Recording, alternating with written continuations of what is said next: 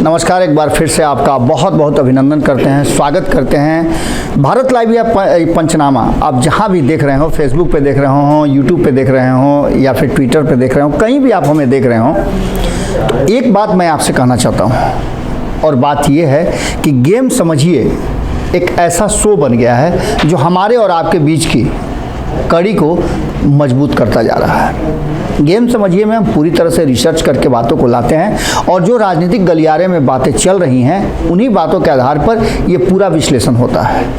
इस विश्लेषण में लगातार आपके फीडबैक आ रहे हैं। उस फीडबैक के लिए मैं आप लोग सभी को बहुत बहुत धन्यवाद देता हूं, अभिनंदन करता हूं। और आपका ये सिलसिला लगातार हमें समझाने का, हमें टीच करने का और हमें मुद्दों को बताने का, तथ्यों को सामने रखने का जो आपने काम शुरू किया है वो ऐसे ही करते रहें, जिससे कि हमारा भी ज्ञानवर्धन हो। चलिए, आज हम गेम समझिए में जिस बात को लेकर के आए हैं उसमें कई लोगों की ऐसी बातें हैं जिसमें आपने देखा होगा पिछले 2-3 दिनों से जो हम लगातार एक मुद्दे को स्थापित करने की कोशिश कर रहे हैं, हम उसमें उधेड़-बुन करने की कोशिश कर रहे हैं, हम उसमें जानने की कोशिश कर रहे हैं कि आखिर फैक्ट है क्या। और जब तक आप क्लासरूम में बैठेंगे नहीं तो टीचर का आपको ज्ञान ही नहीं होगा कि कैसा पढ़ा रहे हैं। उसके लिए आपको क्लासरूम में बैठना होगा। हम उस क्लासरूम में लगातार बैठ रहे हैं जहां से हमें ये पता चले कि कौन सा टीचर क्या पढ़ा रहा है, यानी कि राजनीतिक गलियारे में जो चर्चाएं चल रही हैं, जो कयास लगाए जा रहे हैं, उसमें कितनी सच्चाई है। तो एक सच्चाई तो आपके सामने हम लेकर के आए हैं। वो सच्चाई है कि नीतीश कुमार को घेरने में खुद घिर गई है भारतीय जनता पार्टी और नरेंद्र मोदी। अब ये कैसे हुआ है हम आपको आगे बताते हैं, लेकिन सीएम कुर्सी छीनने के चक्कर में कहीं ऐसा ना हो कि पीएम कुर्सी भी हाथ से निकल जाए। हम ये बात क्यों कह रहे हैं तो आप इस बात को समझिएगा। ये सिलसिला कब से शुरू हुआ था? तो अगस्त के महीने में नीतीश कुमार जब एनडीए छोड़कर के महागठबंधन की तरफ गए, उससे ठीक पहले जेपी नड्डा और अमित शाह दोनों बिहार आए थे। आज दोनों के पास बिहार की 40 सीटों में से 20-20 सीटें हैं और उसकी स्ट्रेटजी वो बनाना शुरू कर चुके हैं। लेकिन जब ये दोनों पटना आए थे, पार्टी का कार्यक्रम था, उसी कार्यक्रम के दौरान बोलते बोलते जेपी नड्डा ने ये बात कह दी कि जो भी पार्टियां हैं, क्षेत्रीय पार्टी हैं, वो या तो समाप्त हो जाएंगी या हमारे में समाहित हो जाएंगी। आप इस बात को भूले नहीं होंगे। नीतीश कुमार भी गांठ पाड़ के रख लिए कि जेपी नड्डा ने क्या बोला है और जेपी नड्डा की बातों को अन्यथा में नहीं लिया जा सकता है। जेपी नड्डा पार्टी के राष्ट्रीय अध्यक्ष हैं, तो ऐसी स्थिति में जो पार्टी के भीतर स्ट्रेटजी बन रही है, उसी स्ट्रेटजी के तहत उन्होंने ये किया है। नीतीश कुमार ने साफ कहा कि मुझे इस बात का अंदेशा हो गया था, हमें जानकारी मिलने लगी थी कि हमारी पार्टी के साथ साथ हमारे कुर्सी को भी हथियाना चाहते हैं। और यहाँ से नीतीश कुमार ने शुरू की वो यात्रा जो इन्फिनिट है। ये तब तक चलती रहेगी जब तक वो प्रधानमंत्री के रूप में नरेंद्र मोदी को कुर्सी से उतार नहीं दें। यानी आप अब इस बात को समझ गए होंगे, स्थापित भी हो गया होगा कि नीतीश कुमार क्यों आगे बढ़े हैं। अपनी सीएम कुर्सी बचाने के लिए उन्होंने पीएम कुर्सी पर हल्ला बोल दिया है। आपने देखा होगा कभी झगड़ा में, चाहे वो झगड़ा जानवरों के बीच में जंगल में हो रहा हो या फिर आम जगह झगड़ा हो रहा हो, जो कमजोर व्यक्ति होता है वो सबसे पहले दांत काटता है कि जो मजबूत है उसे एहसास हो जाए कि इससे लड़ेंगे तो निश्चित रूप से ये हमें भी नुकसान पहुंचा सकता है। किसी मोहल्ले में बहुत बड़ा गुंडा हो, दादा हो, और उस मोहल्ले में आप जाइए, आपको गुंडागर्दी करने लगे आपके साथ, तो आप सबसे पहले उस पर अटैक कर देंगे। आपको पता कि नहीं है कि वो कितना बड़ा गुंडा है और उसको मार भी सकते हैं, आप उसको परेशान भी कर सकते हैं, उसे धराशायी भी कर सकते हैं। लेकिन जैसे ही आपको जानकारी मिलती है कि ये इतना बड़ा है तो आप अपने लिए रास्ता निकालना शुरू करते हैं। बिहार की राजनीति में लगातार नीतीश कुमार का अगर लालू प्रसाद का साथ मिल जाता हो और उसमें जोरन के रूप में कांग्रेस भी आ जाती हो तो निश्चित रूप से बिहार में एक मजबूत विकल्प सामने होगा और जिसे हराना आसान नहीं है भारतीय जनता पार्टी के लिए। कई सर्वे हुए, उन सर्वे में हो सकता है कुछ सर्वे ऐसे हों जिसको प्रायोजित किया गया हो, लेकिन आम जो भाषा है, आम जो लोगों के परसेप्शन है, लोगों से बातचीत के आधार पर जो चीज़ें निकल करके आ रही है, उसमें एक बात तो साफ नज़र आ रहा है कि नीतीश कुमार को यदि प्रधानमंत्री की उम्मीदवारी मिल जाती है तो ऐसी स्थिति में नीतीश कुमार को लेकर के बिहार काफ़ी एग्रेसिव हो जाएगा और बिहार की जनता नीतीश कुमार के लिए प्रधानमंत्री बनने का वोट देंगे, न कि नीतीश कुमार के लिए वोट देंगे बल्कि प्रधानमंत्री की उस कुर्सी के लिए वोट देंगे। और ये बात यहाँ ये भी चल रही है कि नीतीश कुमार को उत्तर प्रदेश से लड़ाने की कोशिश चल रही है, व्यक्ति बिहार का हो और उत्तर प्रदेश से लड़े। हमने आपको कुछ दिन पहले ही संपादक नमन मिश्रा जी के साथ एक खबर किया था जिसमें हमने आपको बताया था कि गुजरात में इतना बेहतरीन, इतना मजबूत होते हुए आखिर बनारस आकर के क्यों चुनाव लड़े नरेंद्र मोदी। तो बनारस की अपनी विशेषता है और बनारस से वो संदेश देना चाहते थे इस देश भर में कि नरेंद्र मोदी काफ़ी मजबूत हैं और उनके पास विकल्प कई हैं। बनारस में सबसे ज़्यादा बात ये थी कि वहाँ 80 सीटें थी और उन 80 सीटों पर पूरी तरह से प्रभावित किया। दूसरा सबसे महत्वपूर्ण बात कि वहाँ फील्डिंग कौन कर रहा था, तो अमित शाह कर रहे थे। अमित शाह और नरेंद्र मोदी की जोड़ी 2014 में बड़ी जम करके आई, इतनी बरसी कि आप समझ ही रहे हैं पूरी तरह से छा गई। 5 सालों में उन्होंने वो रास्ता तैयार किया जिस रास्ते के लिए 2019 बिल्कुल सुगम हो जाए और इन 9 सालों में भी वही हुआ है। लेकिन नीतीश कुमार ने जो गेम खेला है कि प्रयागराज जाकर के चुनाव लड़ेंगे, चर्चाएं तो अब फूलपुर का सुन रहे होंगे, चर्चा तो अब मिर्जापुर का भी सुन रहे होंगे, लेकिन प्रयागराज सबसे ज़्यादा महत्वपूर्ण है क्योंकि प्रयागराज के नाम से भी दुनिया जानती है कि वो कैसा जगह है, उसकी विशेषता क्या है, उसकी महत्ता क्या है। नीतीश कुमार को प्रयागराज से चुनाव लड़ाने की तैयारी चल रही है और ये कहीं ना कहीं भारतीय जनता पार्टी के लिए एक बड़ा चैलेंज होगा। इन सारी बातों को अगर एक तरफ रख लेते हैं तो आपको हमने कई बार बताया है कि नीतीश कुमार को अगर घेरने की बात करते हैं आप, हालांकि इसमें और भी कई पॉइंट्स हैं जिसको हम बताएंगे आपको, लेकिन इसमें एक कमजोरी भी है। हर अच्छाई के पीछे, हर सृजन के पीछे, आविष्कार के पीछे उसके अच्छे और बुरे पहलू दोनों होते हैं। आप कुआं खुदवाते हैं पानी के लिए, लेकिन उसमें कोई गिर के मर भी जाए तो ये भी संभावनाएं बनी रहती हैं। आप समझ लीजिए कि जहां एक तरफ नीतीश कुमार आगे तेजी से बढ़ रहे हैं, वहां उनसे सीएम कुर्सी छूटने की भी संभावना है। जब सीएम कुर्सी छोड़ेंगे तब आगे के लिए वो प्रोसीड करेंगे। एक तरफ जहां भारतीय जनता पार्टी नीतीश कुमार से सीएम कुर्सी लेना चाहती थी, दूसरी तरफ उनको सीएम कुर्सी देना पड़ रहा है, देने के लिए बाध्य होना पड़ रहा है, देने के लिए तैयारी करनी पड़ रही है, देने का दबाव बन रहा है तेजस्वी यादव को।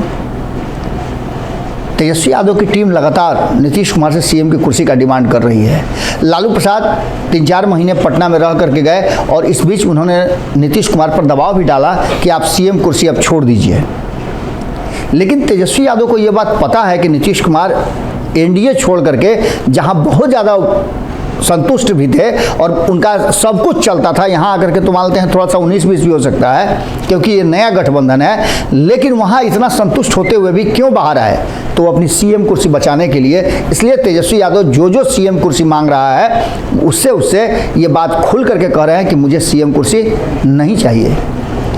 आपने 2 दिन पहले ही देखा है संपादक नमन मिश्रा जी, जब सुनील सिंह जो कि लालू परिवार के बहुत करीबियों में से एक हैं, जब उनसे भी पूछा गया तो उन्होंने साफ कह दिया कि आपने तो तेजस्वी जी की बात सुन ही ली होगी।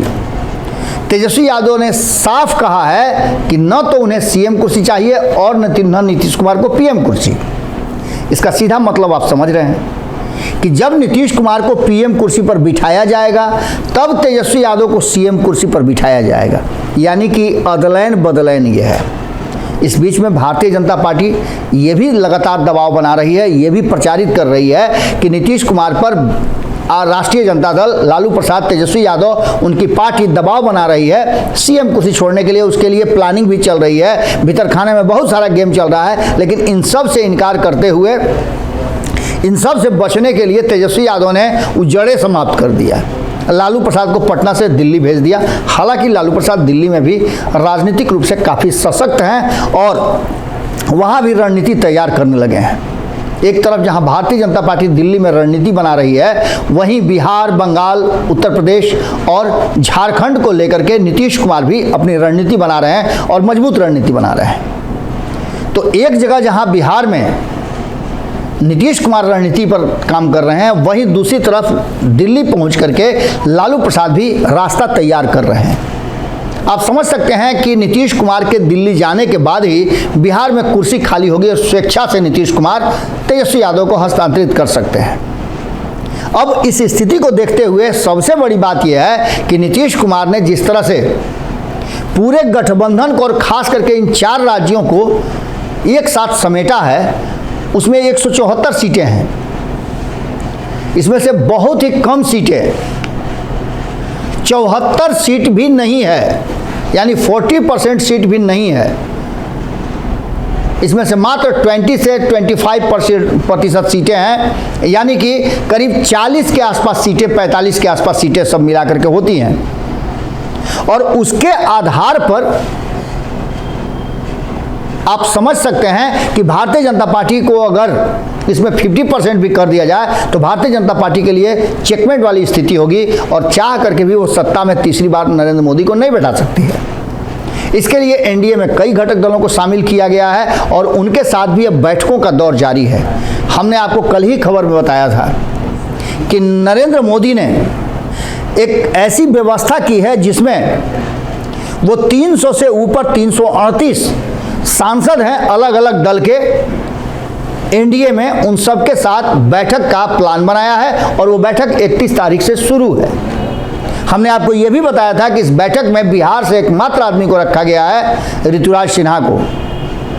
क्यों रखा गया है ये हमने कल ही आपको बता दिया था, लेकिन अब इस बात को लेकर के स्पष्ट नजर आ रहा है कि जो भी स्ट्रेटजी बनेगी दिल्ली में, उसकी भनक बिहार में नीतीश कुमार तक नहीं पहुंचे और ऋतुराज सिन्हा को छोड़ करके बाकी बहुत सारे लोग लगातार नीतीश कुमार के साथ इस 18 साल के सत्ता में रहे हैं। तो गुड फेथ में हो या ऐसे भी कोई बात निकल जाए जिससे नीतीश कुमार अलर्ट हो जाए, इन सारी संभावनाओं को समाप्त कर दिया गया है। अब ऐसी स्थिति में 338 सांसदों के साथ बैठक के बाद ये 10-12 दिनों का जो कार्यक्रम है उसमें नरेंद्र मोदी ये तय करेंगे, जिसमें बिहार के भी सांसद हैं और बिहार के अलग अलग पार्टियों से भी बात करने की ये प्लानिंग बनी है, जिसमें सांसदों से बात करने के बाद अलग अलग जो घटक दल हैं एनडीए के उनसे भी बात होगी और खास करके बिहार उसमें ज़्यादा फोकस्ड है। बिहार की 40 सीटों पर कैसे फतह की जाए इसकी तैयारी चल रही है, लेकिन नीतीश कुमार की तैयारी उससे ज़्यादा मजबूत है। वोटों के आंकड़ों को भी अगर देखें तो उसमें 40 और 60 का अंतर पड़ रहा है। एक तरफ 40% वोट अगर बहुत ज़्यादा बेहतर पोजीशन में हो भारतीय जनता पार्टी तो 40% वोट आ रहे हैं, तो वहीं 60% वोटों को लेकर के इंडिया गठबंधन जो है वो मजबूत स्थिति में नज़र आ रही है।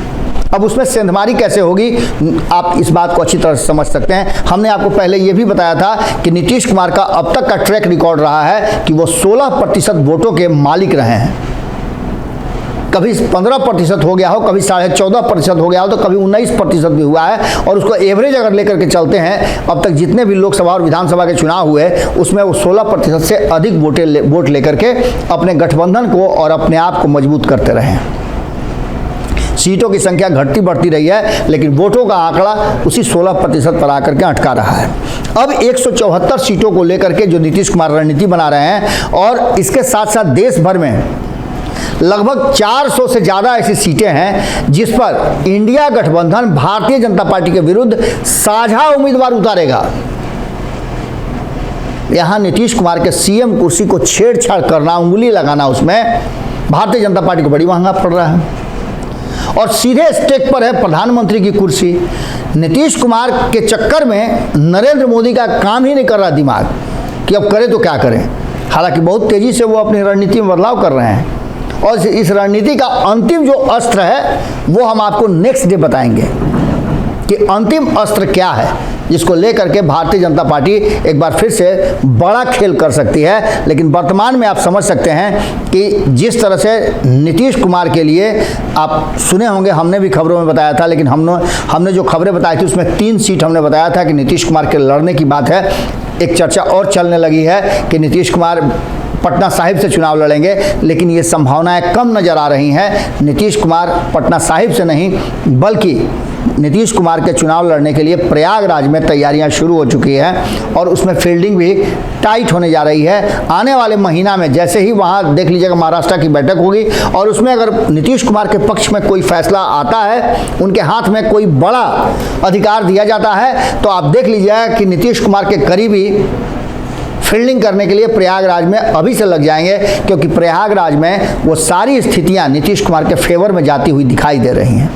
वहाँ भी इनके समाज का जो वोट है उसको लेकर के काफ़ी कहा जा रहा है कि नीतीश कुमार और उनकी पार्टी आश्वस्त है। यहाँ तक कि बाकी के घटक दल भी इस बात से आश्वस्त हैं। इस बात को लेकर के अखिलेश यादव भी पूरी तरह से आशान्वित हैं कि अगर नीतीश कुमार वहाँ आते हैं तो काफ़ी अंतर पड़ेगा और ख़ास करके लौकुश वोटर उनके तरफ शिफ्ट हो सकते हैं।